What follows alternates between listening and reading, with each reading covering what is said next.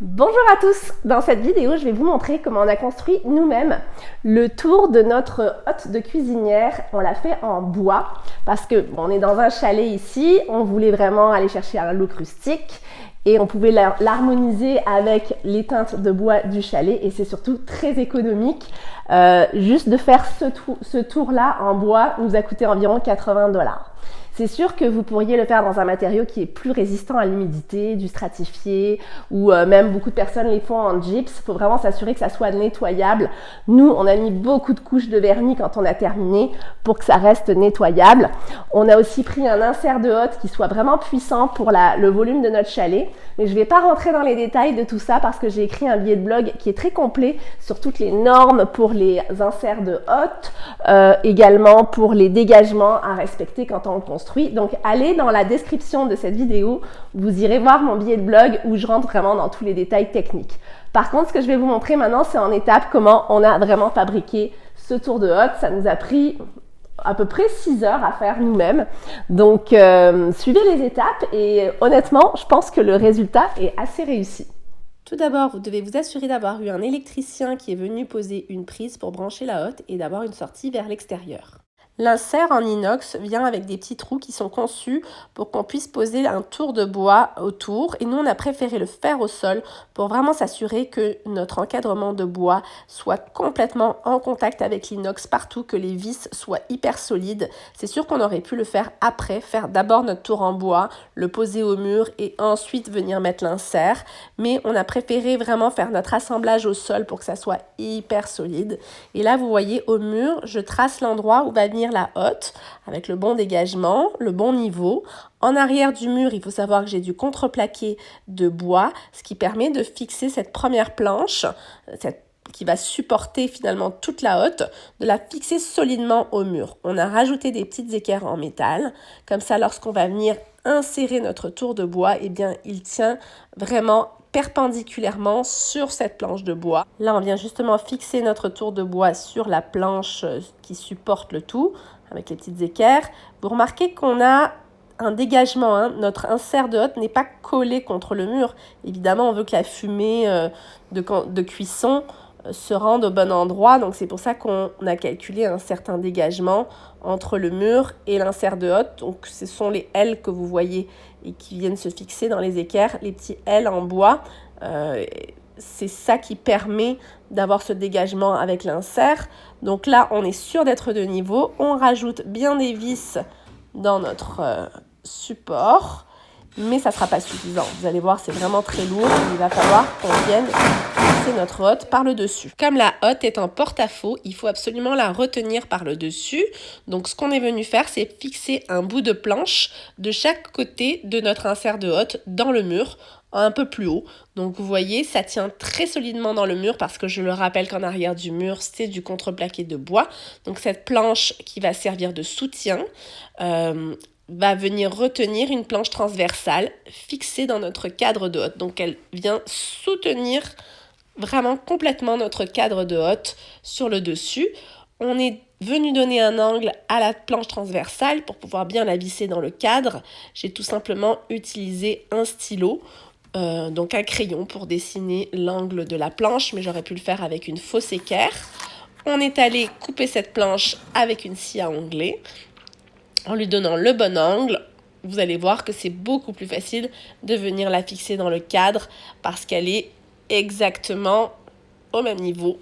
Donc d'un côté, elle se fixe dans le cadre et sur le haut, sur la planche de soutien qui la retient. On vient ensuite raccorder notre tuyau flexible de hotte. Ça, c'est l'étape la plus facile, je vous dirais.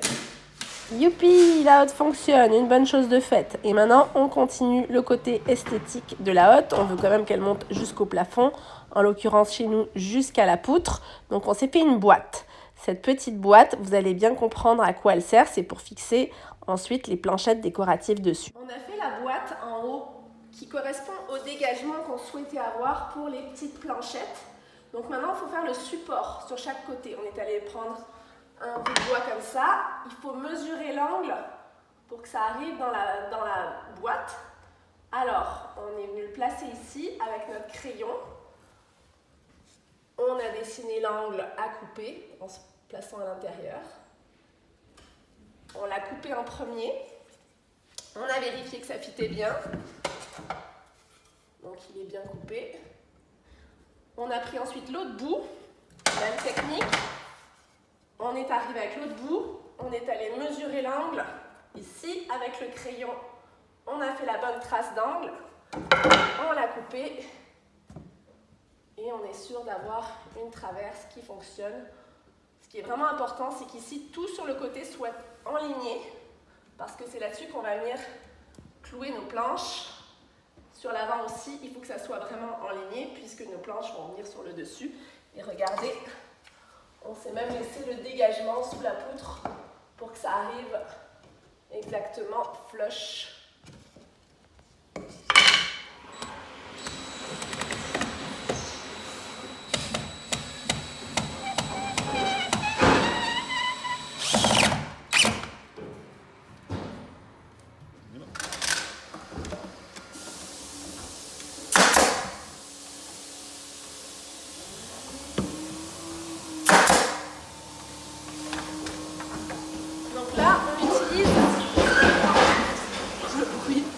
Le lambris V-joint qui est vraiment pratique parce que ça s'emboîte l'un dans l'autre.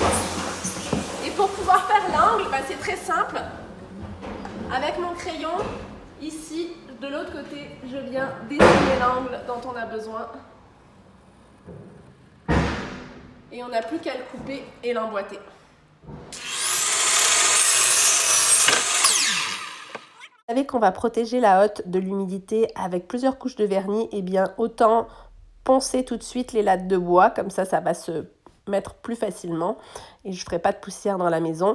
Et vous voyez que pour poser les lambris, ben c'est super simple.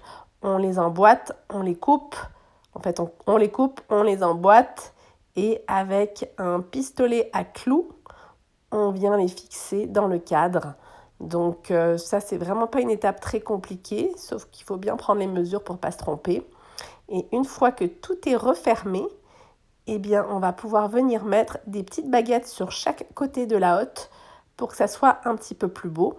Donc, ce sont des baguettes de finition clouées sur lesquelles on a rajouté de la pâte à bois pour qu'on ne voit pas les trous de clous. Et on a ensuite mis plusieurs couches de vernis qui est légèrement blanchi pour aller exactement dans le style du chalet. Et tant qu'à y être, je vais vous montrer comment on a posé aussi 2 étagères flottantes de part et d'autre de la hotte. Donc pour avoir des étagères flottantes, ça prend des supports d'étagères invisibles. J'ai trouvé ceux-là sur Amazon parce qu'ils étaient assez petits pour la taille de nos étagères. C'est vraiment des étagères, pas très larges. Donc on pouvait se permettre d'avoir des supports plus petits. On savait que c'est des étagères sur lesquelles on n'allait pas mettre de poids. Parce qu'il faut savoir que les étagères flottantes, généralement, ça prend vraiment un bon support pour pas qu'elle penche. Donc, ce que vous commencez par faire, c'est visser au mur vos supports d'étagères invisibles. Et ensuite, vous faites des trous dans vos étagères, idéalement avec une perceuse à colonne pour être sûr d'être vraiment droit. Parce que c'est quand on les glisse sur les supports qu'on voit vraiment si les trous ont été faits bien droits. Donc, heureusement, on ne s'est pas trompé. Donc, on enfile l'étagère sur ces supports. Et on s'assure surtout de bien la mettre de niveau. Comme je vous ai dit, il ne faut pas mettre trop de poids dessus, sinon elle tombe. Donc nous, pour être certaine qu'elle soit bien solide, on est venu la visser sur le côté dans notre meuble sur frigo. Et on a aussi mis une vis du côté gauche dans la hotte. Donc vraiment, celle-ci, elle tient très bien. Et les autres, elles sont plutôt décoratives, je vous dirais. Il y a juste des linges de vaisselle qui pendent en dessous. Donc voilà, même technique. Lorsqu'on a eu fini de poser la hotte, il faut imaginer qu'ici, il y avait un trou. On voyait l'intérieur du caisson, ce qui était très moche et surtout pas du tout pratique puisqu'une partie des vapeurs peuvent aller en arrière. Il faut absolument le refermer. Donc, une solution pas chère que j'ai trouvée pour faire cet encastré arrière. Normalement, ça peut s'acheter aussi. Il y a certains modèles de hotte qui vendent le panneau à encastrer. Mais moi, j'ai trouvé une tôle en centre de rénovation. Une dizaine $. Et je suis venue la découper avec un ciseau à métal. et je l'ai coincé dans le tour en arrière ici. Il faut savoir que c'est assez dangereux de couper du métal, donc avec des ciseaux et des gants, soyez bien prudent parce que ça coupe énormément. Mais je suis assez fière de moi, ça a bien fonctionné et c'est tout à fait nettoyable. Si jamais j'ai besoin de l'enlever, je peux en plus le décrocher, je ne l'ai pas vraiment fixé de façon permanente. Voilà, alors j'espère que de voir les étapes, ça vous aura montré que c'est quand même assez facile à réaliser. C'est surtout pas très cher si vous le faites en bois. Nous, on en a eu pour moins de 80 $ de matériaux. Pensez que vous pouvez le faire de différentes façons. C'est pas nécessaire de faire cette forme-là. Je vous conseille d'aller voir sur Pinterest parce qu'il y a beaucoup de gens qui ont réalisé des hottes cheminées pour leur cuisinière. Donc, différentes formes, différents matériaux qu'on peut utiliser. On peut le faire en bois, on peut le faire en béton ciré, en plâtre. On peut mélanger les matériaux.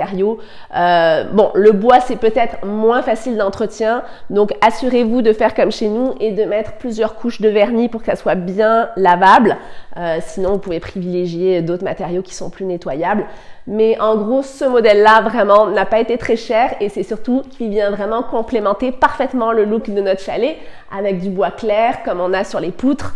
On est vraiment très fiers de l'avoir réalisé nous-mêmes. Donc, dites-nous ce que vous en pensez en commentaire et merci d'avoir écouté cette vidéo. Bye!